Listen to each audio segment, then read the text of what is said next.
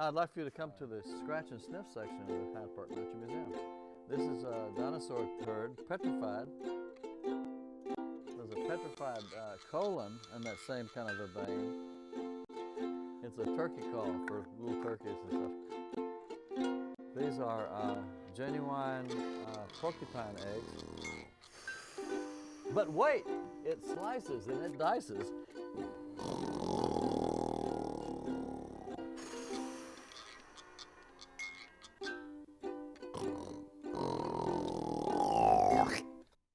We are in D.D. Smalley's Hyde Park Miniature Museum.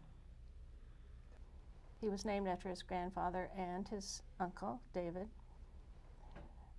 His whole life, he found out about things, searched out ideas, and he made things and collected things. And in 1940, he and his wife and 2 children moved into a new house on Welch Street between Commonwealth and Waugh. We believe that his wife said, "Get rid of all this stuff." So he decided to make a museum in his attic. He considered it a neighborhood museum, so it was open to his neighbors and his friends and family. Everything in the museum has a number and a label. And he opened it on January 1st, 1941.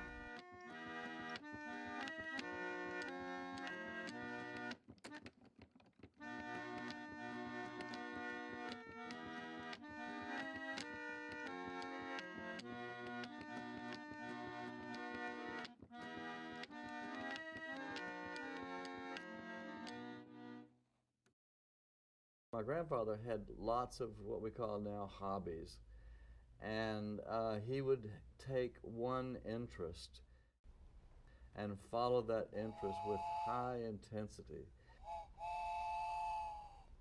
until it was just beaten to death. And all of a sudden, one day, he would just start into some other direction. In these airplanes, there's over 100 of these things. When he all of a sudden decided that was enough, he didn't even finish painting the ones that were in the works. He was through that. That was it. And then he went on to something else.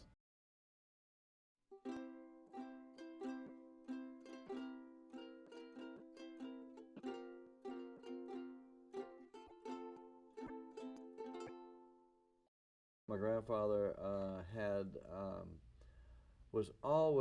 was in the middle of some project, and he always needed help to doing something or other, like the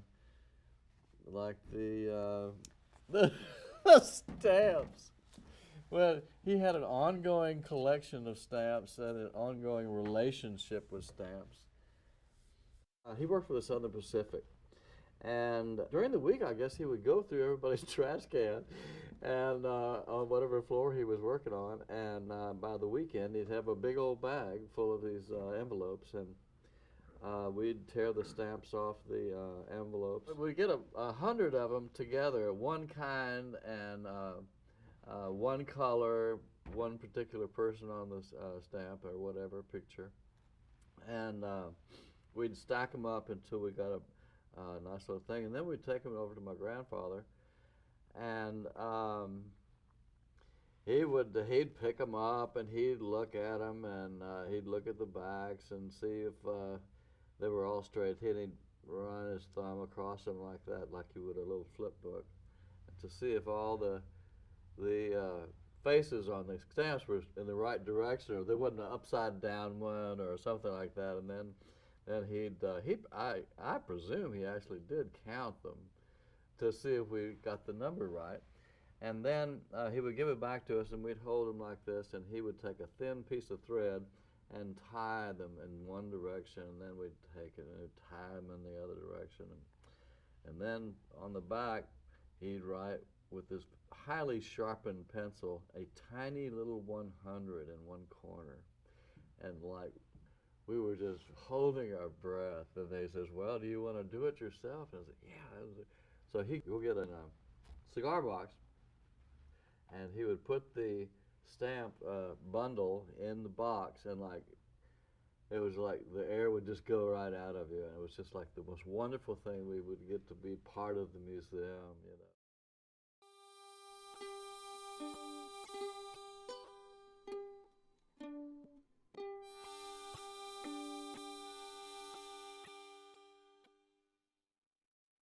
I wanted to try to see if we could do something that could stay up for a long time, that merited visiting again and again. And coincidentally, I had heard a number of people talk about the Hyde Park Miniature Museum, which I saw only once when it was in its original place.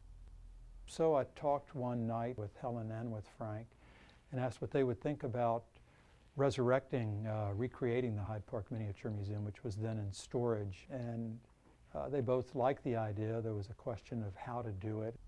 And it occurred to me that maybe we could ask one of the Rice building workshops, which each semester spends a semester designing and then building a project, if they would be interested or if they would be willing to help us recreate the space. And Frank and I went and got the museum in a Ryder truck and brought it and put it in storage. And the students, meanwhile, built this, and we opened it at the end of March this year.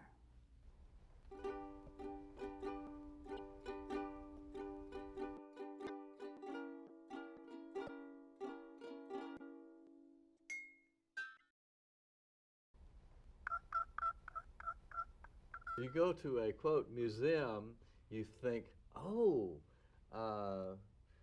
you know, it's some kind of rare treasure that is now enshrined in this, quote, you know, gold-plated museum, you know, and it's just, this place is just not like that. It's got rocks in it. It's got and they're rocks. They are just rocks. There's dirt. There's dirt. There's a tin whistle, for God's sakes, you know. Chopsticks. Chopsticks. And a corset stay. Why there would be a cucumber seed on the Capitol grounds, I have never heard what the answer to that one is. But we've got one.